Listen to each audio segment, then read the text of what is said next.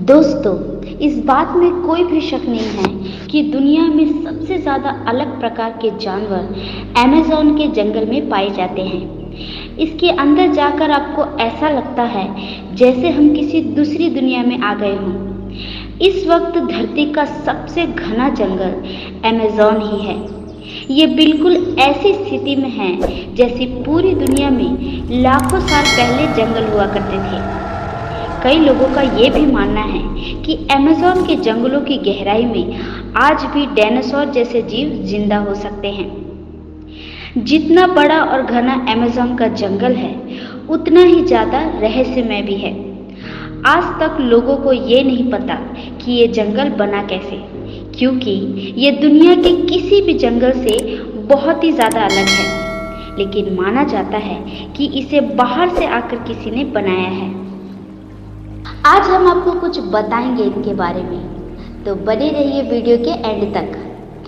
दोस्तों, अमेज़न जंगल का नाम सुन के आपके दिमाग में सबसे पहले सांप आते होंगे, क्योंकि यहाँ पे सांप की सबसे ज़्यादा प्रजातियाँ मिलती हैं, जैसे कि एनाकोंडा, पाइथन, कोबरा और कई अलग अलग सांप। साथ ही यहाँ के एनाकोंडा बाकी देशों के एनाकोंडा से काफ़ी ज़्यादा बड़े होते हैं। कुछ का मानना है कि अमेज़न के जंगल में प्राचीन वक्त के सांप भी मौजूद हैं, क्योंकि इसका क्लाइमेट और नेचर बिल्कुल वैसा है जैसे लाखों साल पहले धरती का था। इस जंगल में बुलेट एंट और साथ ही और भी कई अनोखे जानवर हैं, जो कि बस अमेज़न में ही मिलते हैं। अमेज़न में कई जानवरों पर रिसर्च की गई है, पर फिर भी आज तक अमेज़न के आधे से भी कम हिस्से को ही हम देख पाए हैं। अमेज़न का 75% हिस्सा ऐसा है जहां आज तक इंसान पहुंच नहीं पाए, क्योंकि ये बहुत ही ज़्यादा घना है और इतने अंदर तक टेक्नोलॉजिकल सामानों को लेकर जाना नामुमकिन है। साथ ही जैसे कि हमने कहा, इसका क्लाइमेट लाखों साल पहले की पृथ्वी जैसा है, तो वैज्ञानिक इसके साथ छेड़छाड़ करके इसे बर्बाद नहीं करना चाहते। अमेज़न में कई आदिवासियों की ट्रैप भी रहती है। अमेज़न के घने जंगलों में और भी कई ऐसी जनजातियां होती होंगी जिनके बारे में हमें कुछ भी नहीं पता। अगर टेक्नोलॉजिकल डेवलपमेंट की वजह से अमेज़न जंगल नष्ट हो गया तो दुनिया से कई सारे जीव विलुप्त हो जाएंगे। दोस्तों, आए दिन अमेज़न के बारे में नई और अनोखी बातें पता चलते रहती है। यहाँ अक्सर कई एक्सपेरिमेंट और रिसर्च चलते रहते हैं। लीड्स यूनिवर्सिटी ने साल 2017 में एक रिसर्च की थी। इसमें पाया गया कि अमेज़न बेसिन जितना कार्बन ग्रहण करता है उतना कहीं नहीं करता, जिसके चलते यहाँ पर कार्बन एमिशन बहुत कम है। इसीलिए यहाँ का वातावरण इतना अच्छा है। अगर यहाँ पर टेक्नोलॉजिकल डेवलपमेंट बढ़ गई तो यहाँ पर बहुत ज़्यादा कार्बन रिलीज होगा और नेचर के लिए खतरा होगा। वैज्ञानिक कार्लोस नोबर अपने रिसर्च में कहते हैं कि जिस तरह अमेज़न के जंगलों को काटा जा रहा है, वो दुनिया के सबसे बड़े जंगल से सबसे बड़े सावन क्षेत्रों में बदल सकता है। बता दें, सावन क्षेत्रों में छोटे छोटे पौधों के साथ घास का जंगल होता है। इस क्षेत्र के इकोलॉजी भी बदल सकती है। अमेज़न के जंगल 9 देशों से होकर गुजरते हैं। इन जंगलों का करीब 60% ब्राज़ील, 13% पेरू, 10% कोलंबिया और बाकी का हिस्सा इक्वाडोर, गुयाना, वेनेजुएला, बोलिविया, सूरिनामा और फ्रेंच गुयाना से होकर गुजरता है। बता दें कि पृथ्वी पर जितने जीव हैं उसके 1/3 को एक साथ आप अमेज़न के जंगल में देख सकते हैं। यहाँ 390 अरब पेड़ हैं, जिसमें 16,000 से ज़्यादा उनकी प्रजातियाँ हैं। इतना ही नहीं, यहाँ 400 से ज़्यादा आदिवासी जनजातियाँ भी रहती हैं। इन जनजातियों का बाहरी दुनिया से किसी भी तरह का संबंध नहीं है। दोस्तों, अमेज़न के जंगलों के कीड़ों की काफ़ी चर्चा होती है।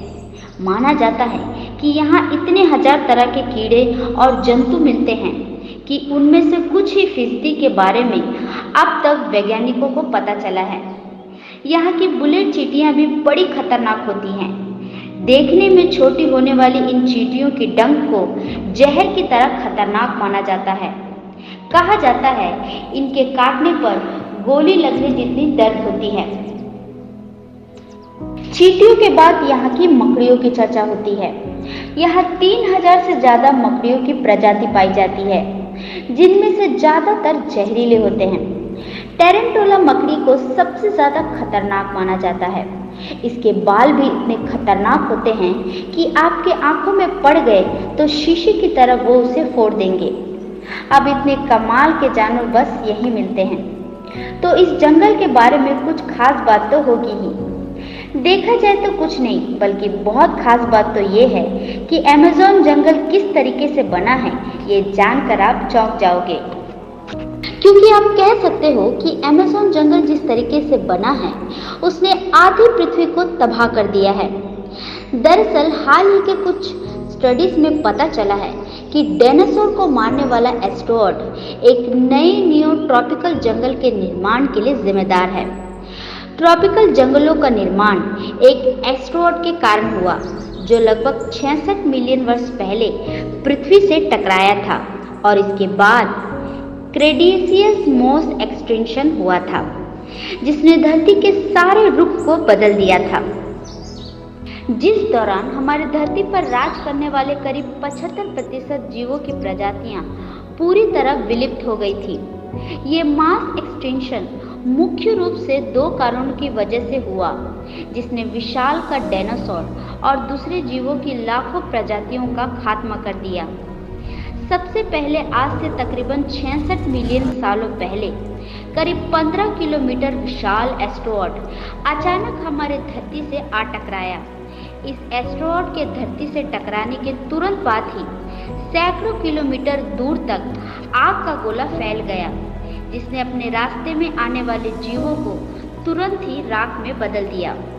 इस टक्कर से समुद्र में कई मीटर ऊंची खतरनाक लहरें उठी, जिन्होंने आधी दुनिया में तबाही मचा दी। इस टक्कर के बाद निकले धुएं और राख धीरे धीरे आसमान में फैल गए, जिस कारण हमारे धरती का वायुमंडल कई महीनों तक गैस और डस्ट से पूरी तरह ढक गया, जिस कारण सूरज से आने वाली प्रकाश की किरणें धरती की सतह पर पहुंचना बंद हो गई। इसी वजह से हमारी धरती का तापमान कई डिग्री सेल्सियस तक गिर गया।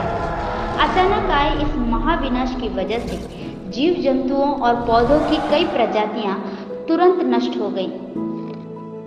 कुछ महीनों बाद धीरे धीरे पृथ्वी के वायुमंडल से गैस और डस्ट साफ हुई और प्रकाश की किरणें धरती तक पहुंचने लगी। लेकिन उसके बाद ग्रीन हाउस गैसेस, जो कि पृथ्वी के वायुमंडल में पहुंच गई थी, उन्होंने पृथ्वी को अचानक बहुत गर्म करना शुरू किया। तापमान में आए इस भयानक उतार चढ़ाव ने उस समय धरती पर मौजूद करीब 75% जीवों और पौधों की प्रजातियों को नष्ट कर दिया। वहीं कुछ वैज्ञानिकों का मानना है कि इस मास एक्सटेंशन में रही सही कसर उस समय के लेखन ट्रैक्स, यानी कि आज के दक्षिण भारत में हुई विशाल का एक वोल्केनिक एरप्शन ने पूरी कर दी। ये वोल्केनिक एरप्शन बेहद ही खतरनाक थे, जिनसे भारी मात्रा में कार्बन डाइऑक्साइड और खतरनाक ग्रीन हाउस गैस निकली, जिन्होंने बचे हुए जीवों को खत्म कर दिया। पर इसी मास एक्सटेंशन के बाद मैमल्स और दूसरे जीवों की प्रजातियां अस्तित्व में आईं, जिन्होंने कई लाखों सालों की इवोल्यूशन के बाद जाकर हम इंसानों का रूप लिया, जो कि अभी इस वीडियो को देख रहे हैं। और ये उल्कापिंड हमारे जीवन के लिए बहुत ही ज़्यादा महत्वपूर्ण था। अगर ये उल्कापिंड नहीं टकराए होते तो आज हम जिंदा नहीं होते, और ये उल्कापिंड ही वो कारण है कि अमेज़न फॉरेस्ट इतना ज़्यादा घना है। इसके अंदर कई अनोखे जीव रहते हैं। दरअसल आज जहाँ अमेज़न जंगल है, वहाँ पर डायनासोर के समय में बहुत ही ज़्यादा बड़े बड़े पेड़ हुआ करते थे, लेकिन कई शाकाहारी डायनासोर थे जो कि इन पेड़ों को खा जाते थे, जिसके चलते इन पेड़ों को कभी अच्छी तरीके से बढ़ने का मौका ही नहीं मिला। क्योंकि डायनासोर उन पेड़ों को खा जाते थे। लेकिन जब उल्कापिंड गिरा तो डायनासोर पूरी तरीके से विलुप्त हो गए, जिसके बाद इन पेड़ों को खाने वाला कोई भी नहीं था। लेकिन ये जो उल्कापिंड था वो बिल्कुल सटीक अमेज़न जंगल के ऊपर गिरा था, जिसके चलते ये जंगल की हालत पूरी तरीके से गायब हो गई। यहाँ कोई भी जीवन नहीं था और साथ ही यह जगह पूरे रेडिएशन से भर गई। ये उल्कापिंड की गर्मी इतनी ज़्यादा थी कि उसने हर एक पेड़ पौधों को जला दिया। माना जाता है उसने जमीन पर बहुत ही बड़ा गड्ढा बना दिया था। लेकिन समय के साथ साथ धीरे धीरे वहाँ की स्थिति शांत हुई और वहाँ पर जीवन फिर से पनपने लगा।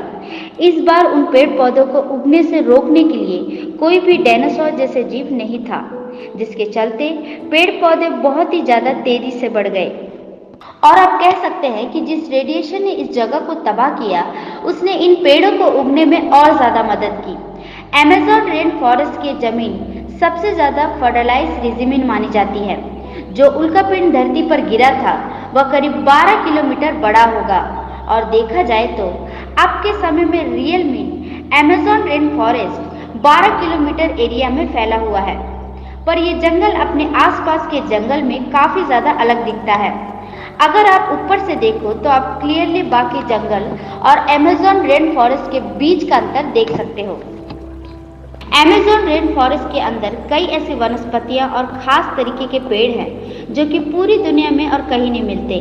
पर अमेज़न रेन फॉरेस्ट के बहुत ही ज़्यादा गहराई में क्या है ये कोई नहीं जानता, क्योंकि किसी ने इसे पूरी तरीके से देखा ही नहीं है।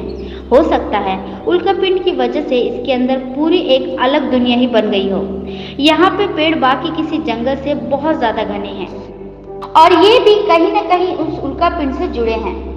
आपको ये बात शायद पता होगी, जब भी वोल्केनो फूटता है तो उसके आसपास की सारी जगह लावा की वजह से तबाह हो जाती है। लेकिन उसके कुछ सालों बाद वही लावा नए जीवन की शुरुआत करता है। ये कुदरत का नियम है और हमेशा अंत के बाद आरंभ होता है। क्रेटेशियस मास एक्सटिंक्शन से पहले भी 4 मास एक्सटिंक्शंस हुए थे। ये एक्सटिंक्शन थे Ordovician mass extinction, Devonian mass extinction, Permian mass extinction और जुरासिक मास एक्सटिंक्शन, और फिर हुआ था क्रेटेशियस मास एक्सटिंक्शन। और इन्हीं सब एक्सटिंक्शन की वजह से धरती का एक जीवन पूरी तरीके से नष्ट हो गया और दूसरे जीवन को पनपना पड़ा। बिल्कुल वैसे ही एक वक्त आएगा जब इस धरती से हम सारे इंसानों का नाश हो जाएगा और फिर कोई दूसरा जीवन आएगा और वो होगा 6 मास एक्सटिंक्शन। और देखा जाए तो हम इंसान बहुत ज्यादा तेजी से एक्सटिंक्शन की तरफ बढ़ रहे हैं। जैसे कि जिस जंगल की हमने बात की यानी अमेज़न जंगल, इसे बहुत जल्दी काटा जा रहा है और साथ ही आजकल फॉरेस्ट फायर भी बहुत जल्द हो रही है। नेक्स्ट मास एक्सटिंक्शन कभी भी हो सकता है और ऐसा भी हो सकता है कि ऑलरेडी शुरू हो गया हो। वैसे एक बोनस फैक्ट है कि एक ऐसा जीव है जिसने सारे मास एक्सटिंक्शन को सरवाइव किया है। उस जीव का नाम है टेडिग्राडेस। तो बस यही तो था आज का वीडियो। अगर आपको ये इंफॉर्मेटिव वीडियो पसंद आया है तो वीडियो को लाइक कर देना। ऐसे ही अनोखे वीडियो देखते रहना चाहते हो तो चैनल को सब्सक्राइब कर देना।